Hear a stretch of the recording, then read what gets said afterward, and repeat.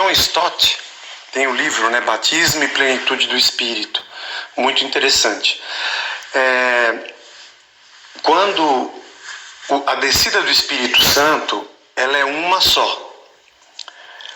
Aquele momento em Pentecostes não é batismo no Espírito. Apesar de que... Porque o batismo é exatamente o momento em que Jesus entra na nossa vida. O que acontece, como eu disse antes, né, que os discípulos conheceram o Jesus em carne. E é interessante que lá no cenáculo, Jesus sopra sobre eles o Espírito depois da ressurreição. 50 dias que eles ficariam tipo sem Jesus, sem Deus, né? Porque Jesus não tinha subido, o Espírito não tinha descido. Então, assim como ele nasceu uma vez, foi batizado uma vez, morreu uma vez, ressuscitou uma vez e subiu uma vez, e o Espírito desceu uma vez. A descida do Espírito é o completar, né? É o fechamento do ciclo da obra salvífica. Deus era o Pai no céu e se conhecia Deus pela lei e pelos profetas. Segundo momento, Emanuel, Jesus entre nós como homem. E o terceiro momento que a gente vive agora, o Espírito dentro de nós. Então, esses eventos que aconteceram foram marcos. Foi um marco e outro marco e outro marco entre os judeus, entre os gentios, entre os romanos.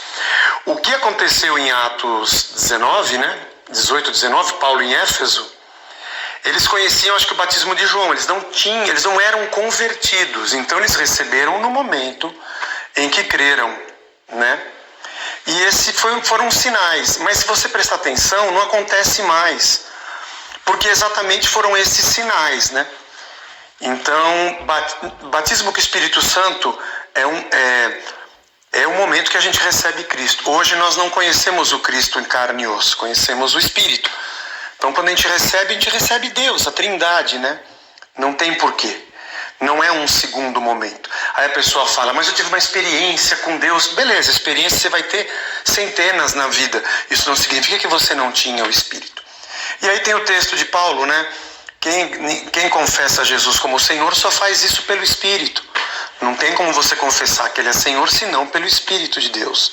É o Espírito que convence do pecado, da justiça e do juízo. Não tem nem como você se converter sem a ação do Espírito Santo. E não tem como ter o Filho, não ter o Espírito. E se tem o Filho e o Espírito, como é que você não tem o Pai? Então isso é um mito, essa maneira de se entender. É uma interpretação pentecostal, né? Mas eu não encontro base bíblica para isso. E o segundo fato importante é que sempre as pessoas que creem que o batismo com o Espírito Santo é uma segunda bênção, é uma coisa que você tem que ficar buscando, né? Isso para mim é contrassenso. Parece que está fora da graça, né? Tem que ficar buscando, orando, aí não acontece, aí você fica... É um mérito humano, não é uma coisa que Deus te dá. Pô, você já é convertido, já tem Jesus Cristo, você tem que ficar ainda fazendo jejum, fazendo campanha, orando de madrugada, para ver se desce o Espírito na pessoa. É uma coisa que para mim não tem a ver, parece que isso é muito antagônico com o Jesus que reparte, com o Jesus que se doa, com o Jesus que diz... o Pai não nega o seu Espírito àqueles que pedirem, com aquele que diz, eis-me aqui, sabe? Estarei convosco todos os dias até a consumação dos séculos, não há barreira. Não há nenhum texto em que Jesus diga que nós deveríamos ficar orando para receber o Espírito.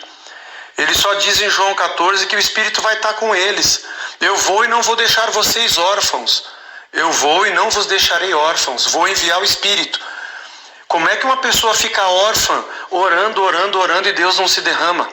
Isso é uma teoria, na minha ótica, bem fora da hermenêutica mais cristocêntrica mesmo, adequada do texto bíblico, né?